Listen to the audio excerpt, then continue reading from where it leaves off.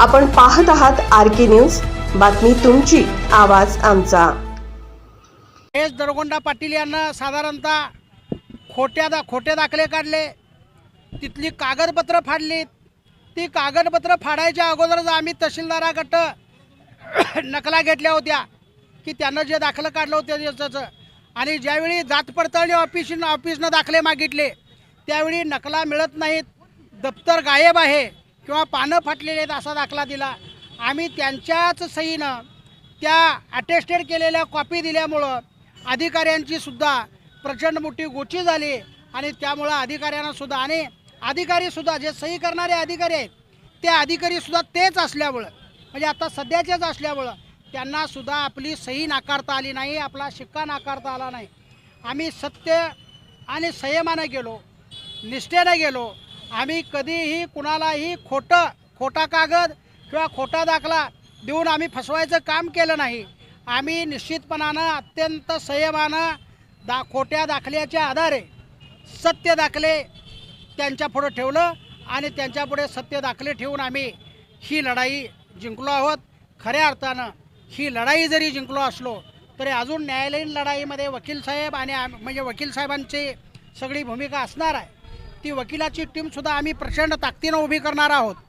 अलका स्वामी नावाच्या महिला इचलकरंजी नगरपालिकेमध्ये नगराध्यक्ष झाल्यात, पाठीमागल्या काही चुकामुळे तिचा दाखला जरी वैध झाला असला तरी सुप्रीम कोर्टामध्ये जायची आपली तयारी झालेली आहे, आणि त्यामुळं अलका स्वामीसुद्धा या काही महिन्यामध्ये घरामध्ये बसतील आणि त्यांचंसुद्धा पद जाईल। आता महेश दरगोंडा पाटलाचं पद गेलेलं आहे, महेश तुर्बतमठचं पद गेलेलं आहे। यांना आम्ही खुश नाही। आम्हाला एवढी लढाई लढायची आहे की इथून पुढं कुणाचंही धाडस होता कामा नाही की SC दाखल्यावर उभं राहायची किंवा निवडणूक लढवायची किंवा लाभ घ्यायचा, हे धाडस होणार नाही। एवढी संघशक्ती आम्ही एकजूट होऊन आम्ही लढणार आहोत। ही लढाई, हा विजय हा आमचा एकट्याचा कुठला नाही, एकट्या संघटनेचा नाही, हा तमाम आंबेडकरी चळवळीतल्या कार्यकर्त्यांचा, नेत्यांचा आणि समाजातल्या सगळ्या शक्तीचा हा विजय आहे। त्यामुळे हा विजय आम्ही उन्माद न दाखवता साजरा करायचं ठरवलेला आहे। पण उन्माद न दाखवता आम्ही संयमानं हा विजय साजरा करून निश्चितपणानं इथून पुढच्या काळामध्ये कुणीसुद्धा असं धाडस करता कामा नाही, ह्याची खबरदारी आम्ही घेऊ।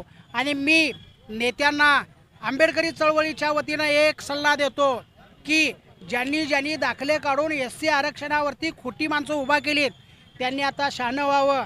विनाकारण आम्हाला अंगावर घेऊ नये। आम्ही अजून तुमच्या घराकडं वळायला नाही। आत्ता संविधानानुसार आता निकाल आमच्या बाजूनं लागलेला आहे, जात खोटी ठरलेली आहे। त्यामुळं खोटी जात ठरवून सुद्धा जर का हायकोर्टामध्ये जाऊन तुम्ही अपील करायचं काम केलं तर तुमच्या घरावरती मोर्चे काढून आम्ही निश्चितपणानं तुमचा सुद्धा निषेध केल्याशिवाय राहणार नाही। त्यामुळं मंत्र्यांनी, आमदारांनी गांभीर्यानं घ्यावं, ह्यो सल्ला, ही सूचना आहे, ही विनंती आहे। आरके न्यूज चॅनलला लाईक करा, शेअर करा आणि